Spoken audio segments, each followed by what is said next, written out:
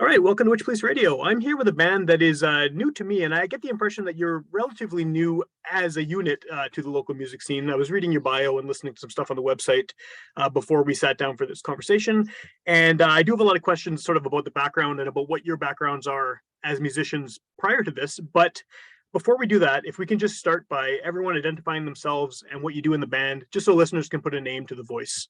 So I'm not sure who wants to go first, but I'll just kind of throw it out there. And anyone who wants to start off and introduce yourself, that would be a great way. Go, Jay.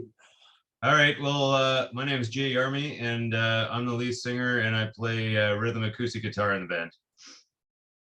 I'm Travis Wog. I play lead guitar and do some backing vocals and sing the odd song as well. Cool. Go ahead, Derek. I'm Derek. Yeah, Derek Gabori. Primarily keys, a little bit of backing vocals, a little bit of rhythm guitar here and there. And I'm Terry Ferguson. I'm the senior guy in the band, and I'm probably I hang around with a bunch of musicians. So in other words, I'm the bass player. He does all the legwork. Right. Yeah. So, like I was saying at the beginning there, I mean, upon reading your bio online, I get the impression that this started out as a cover band, and then you started working on more original material, and then the pandemic hit, and that's kind of been something that has affected, pretty much everyone I've interviewed over the past 2.5 years. So, what is the origin of this band? How did the group of you get together and start this project off? It actually started just in a friend's basement, strangely enough, at 287 Carpathia in Winnipeg, hence the band name. And it was just three of us kind of just jamming together, and then that grew in, and members just started coming to pieces, and then finally we just started playing a couple of shows. And if it weren't for COVID, we probably wouldn't have written an original song at all. So that just gave us a lot of time, and that's where all the originals are starting to come from. It's interesting that COVID kind of provoked you to start writing original music, because I think that it's something that comes up all the time, whether I'm talking to a rapper or a country singer or a punk band or whatever. People have either sort of dealt with the pandemic in the sense that they've been totally blocked and unable to do anything creative, or they've had kind of this rush of creativity and they've been able to write tons of music and come up with ideas. Even if they weren't physically able to practice, they just had like kind of the juices flowing. Is that sort of what happened with you guys? It sounds like it. Yeah, absolutely. Like, I don't know, you just kind of start messing around on the guitar, and all of a sudden something comes to you and you just do something with it, or Trav come up with a little lick and then maybe put some lyrics to it, and then we just kind of start jamming it out. And it was surprisingly how fast it all came together. I would say, like, all these songs they're still flowing, which I don't really want to jinx it, because it's coming pretty good. So yeah, it happened all during COVID, and I don't know if we were just searching for something to do or not, but I'm sure happy it did. Yeah, no doubt. So how long has it actually been that you've been writing original music? Like 3 years, fellas, or so? Yeah, I'd say it's about 3 years. I mean, you were doing it way before we started as a band. I know you had a couple of songs kind of kicking around in the background, and you did some recording, but I'd say 3 years is pretty much kind of when we decided that we were going to move that direction a little bit. Yeah, and it's been a real collaborative thing too, because every member brings something different to the table with each song, and there's no rhythm or no standard way we've written any one of the songs, and I think we're at 27 right now, so nice. It's pretty good catalog for 2 years. Yeah, that's quite a bit of work that you've been able to put in. So cover bands always interest me, because like, as someone who tries to go to a lot of local shows over the years, obviously recently that hasn't happened, but I always try to avoid cover bands, and nothing against them. It's just that, like, for me, if I'm going to spend money on music, I always want to see something original. And so what is the appeal of being in a cover band? Is it just that you want to be playing songs that everyone knows and that everyone kind of recognizes? Is that sort of the reason for getting into it? I think it's, I'd say, yeah, that's one of the reasons. I think one of the other, probably the primary reason, even for a cover band, is just to get on stage and enjoy an evening out there. And sometimes you can take a little bit of creativity with the cover as well, and sure, you can kind of make it your own. Obviously, it's not yours, but yeah, I'd say that's the appeal, is mostly to get up on stage and do something. Yeah, I'd agree with Travis. Like just playing in front of people was the big draw for that. And just getting in front of people and seeing them dance, seeing them sing, even though they're not your songs, they're still it's still pretty exciting to get out there and watch them all having fun to the music that you're playing. Yeah. And amplified tenfold if they're doing that to your own songs, which is kind of where we went in that direction. And like I said, it's just it's been fantastic since we started writing all these songs, and just to kind of start putting them out there. It's been great. Well, and obviously, I mean, again, there's clearly an audience for cover bands. Like people love that stuff, right? So, and like you said, there's people dancing. You get a chance to perform in front of an audience that at this point, especially, they know all the songs you're playing when you're doing covers. But what was it like, sort of transitioning from that scene into the original music scene? Because they're different. I mean, there's definitely, you'll occasionally get cover bands playing on the same bill as bands playing their own music, but it's usually fairly separate, even venue wise and audience wise, and all of that. Was it? I assume you all have backgrounds playing in other bands before this anyway, but what was sort of the move from that scene to the one you're in now? I don't know if you want to comment on this, Derek, but I can honestly say it's a lot easier to find gigs as a cover band than it is, because there's a lot of things you can go do, like socials and stuff, where people want to hear cover music. Right. Finding people who want to listen to the original music is more difficult. Derek's played a lot. Yeah, for sure. Like I just met these guys for the most part over the last few years and stuff like that. And yeah, I kind of got into this group later into the cover band portion of it and stuff like that. And I've been fortunate enough that I've played with quite a few cover bands. I was based out of Brandon for a lot of years. My primary group I played with for over 8 years. We were very lucky in that, we get to play a lot of the corporate circuit and the socials and the weddings and that kind of stuff. And then, when I eventually made my way over this way, met up with these guys, like it was just at kind of the end of the whole cover band scene, because that was the intentions of the band. And then COVID very quickly hit after that. And then all of a sudden, like the creative juices started flowing out of these guys like crazy. And it's like, okay, there was a definitive, push towards the idea of doing the original stuff. And so the transition is definitely different. Like for me, with the cover band world and all that kind of stuff, I'm all about the facilitation of a good time for everybody that's there. There's some expectations that come with that, like from the crowd, like they want to be able to get out there, they want to be able to dance, all these types of things. Whereas with the original music, it's tough because, many musicians, successful musicians have said, you're going to write, 100 terrible songs before you write a good one. And it's a whole process of not only learning what you want to produce as a product, but, facilitating the chemistry as band members together and how you work together. And, Terry kind of hit it on the head earlier too, that we've been fortunate that we haven't had a standard writing process a whole lot, but there has been some standards to that as well. Like, it seems that, Jay and Travis kind of come out with the basis of the song's ideas and the lyrics, and Terry, you have a big part in that as well. And then, my role in that has been more facilitation of, trying to make the song even more original or different and bring other elements. And that's the fortune that I have in being keys guy, or, being multi instrument versed, I guess, as well too, because I've brought a few other instruments into the band as well. So well, one of the things that kind of stood out for me too when I was checking you guys out online was there was a reference in the bio to being maybe the oldest emerging band out there. I like that, because I mean, all those things you said just now, it's all very true. I think every band deals with those kind of situations, but you also have kind of the nowadays, especially the added challenge of making yourselves heard kind of above everyone and their dog who has a band and who has music online. And now it's so easy that the bar has been lowered as far as access to recording, to releasing music, all that stuff. And so how do you break into a scene where, potentially you're competing, if you want to call it that, against a bunch of 20-year-olds? I mean, is it, what is that experience like?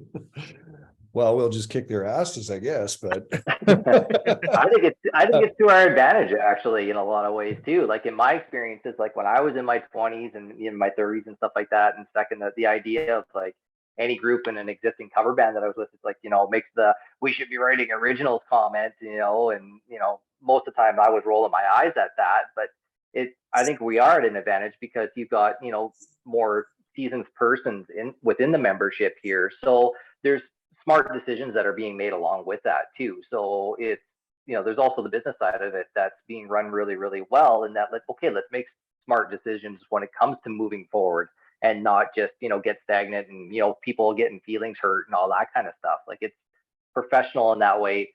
So we're enjoying the music process, we're enjoying the writing process, but at the same time, when it comes down to brass tacks and we have to actually move forward, like, those moments have happened, and we've been fortunate that we have good working relationships with each other, and we can move forward in that way. So I think it's really to an advantage in that way, that when we're competing against the 20-year-olds and 30-year-olds and stuff like that.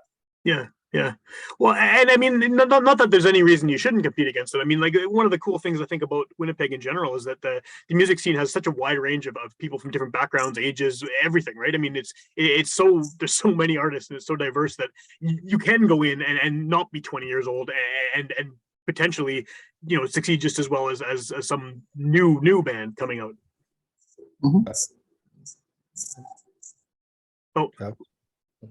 No, I don't ever think to. Okay, you go ahead. your screen just lit up here for a second. So. And you guys can take it.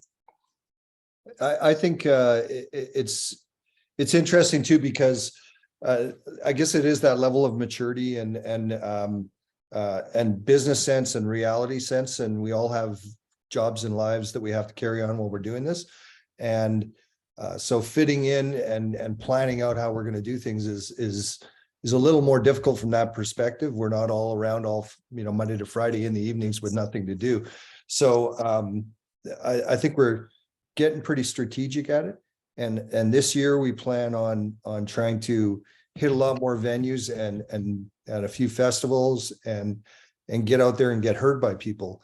Yeah. And we're going back into the studio to do some more stuff, record some of these songs that we're doing right now. And I think that's going to build us a little bit more, and we'll see where it goes. Jay's voice is amazing, and I mean, I can't even comment on the musicality of all the different people in this band, because the wide variety of backgrounds. Our drummer was the drummer for Wakefire, a heavy metal band in Winnipeg for several years, and our very diverse backgrounds of music is giving us kind of a unique sound, I think.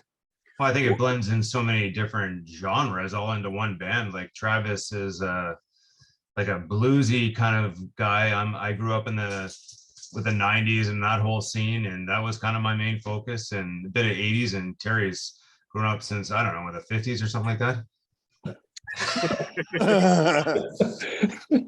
And I think there's just a level of maturity too, right? Like, you get a few more years. Yeah, of course.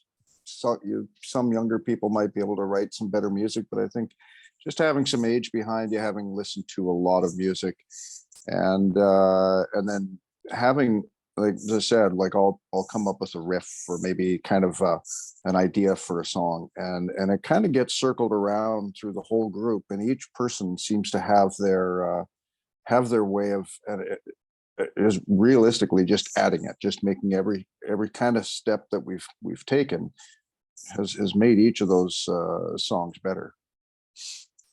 Have you figured out at this point, and maybe this is still a work in progress, but sort of where you fit in within the local music scene? Because there's so many bands, and there's so many kind of like individual scenes for different genres. I mean, if you go somewhere like Times Change, they have all the folk and roots and blues and bluegrass stuff, and then there's a punk scene, and there's a metal scene, and there's a lot of straight ahead rock bands. And like you said, you have a lot of different influences from the different members. Have you kind of been able to pinpoint sort of where this band exists in the local community? In one word, no.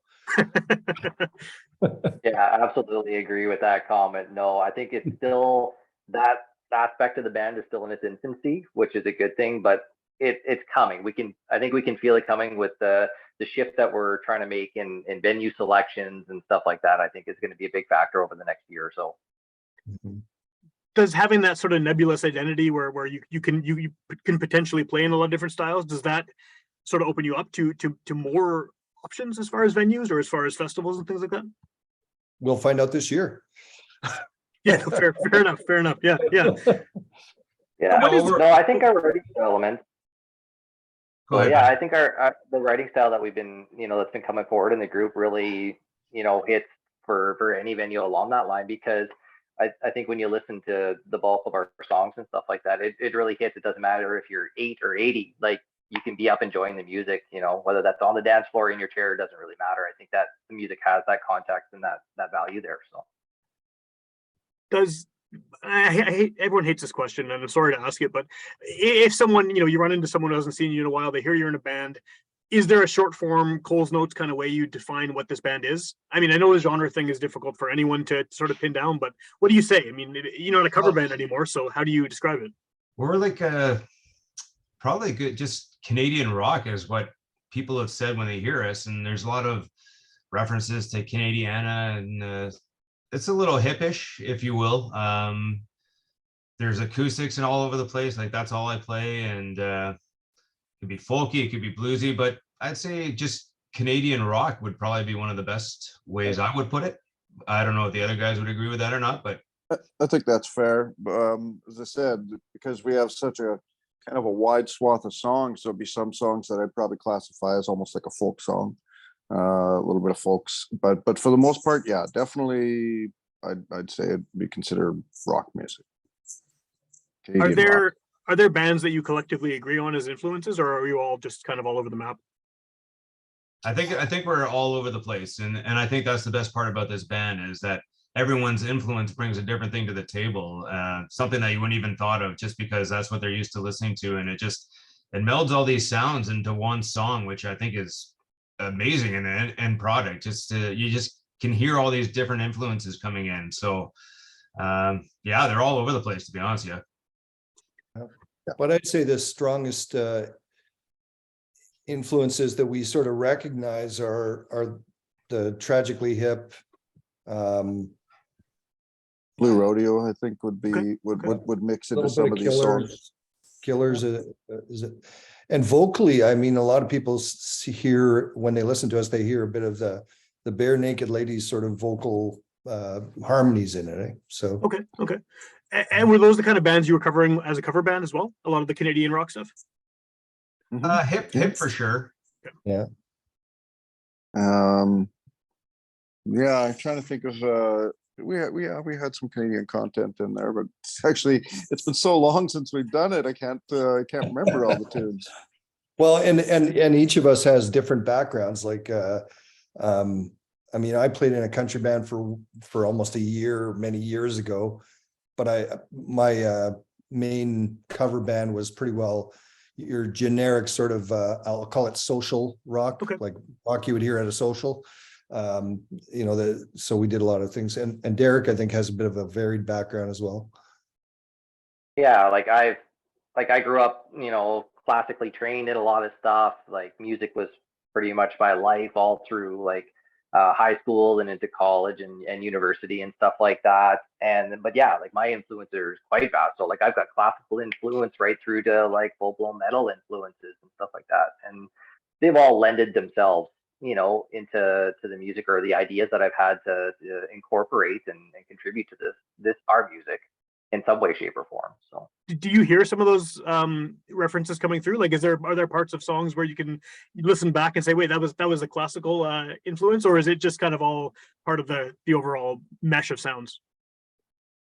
No, I definitely hear those influences, and like I don't know, the ideas for me can be quite sporadic because like for me and where I tend to lay in the writing process is like usually the first riffs and the first lyrics and the song idea will come from like Travis, Jay, Terry, that kind of thing, and it's like, okay, well, how am I going to throw my spin on it, kind of thing. And yeah, and even recently, like there's some songs where like they're very distinctively blues songs, so that I end up sitting back and, you know, light organ or, you know, throwing a blues organ in there, and it's quite subtle, and I'm happy to lend those little nuances that make the song what it is. But there's also been other recent songs where, you know, Travis came in with like full blown like lead intro guitar riffs that ended up being like these melodic piano parts to start off the song. So, cool. You know, and luckily there's been, you know, great incorporation between all of us and great collaborative work to work with them, you know, if things are sounding good and we like it. At this point, I mean, I know, like you said, you know, the pandemic is hopefully behind us, and shows are happening again, and you're looking forward to doing more stuff in the future and sort of seeing where you fit in the scene. What is kind of the at this point in time, what's the best way to find your music? Where can people hear you if they want to look you up online, find out more information about upcoming shows, see videos, things like that? Terry, I'll let you take this. the biggest Yeah. social guy that we got probably. Well, we are on social media. We're on we're Car287 on Facebook and Car287 the band on Instagram, but we also have a website, car287.com, and we are going to be announcing some shows in the near future. We know for sure that we're gonna, at the end of the year, we've got at the end of the summer, we've got a big show in Italy at a festival. So Wow.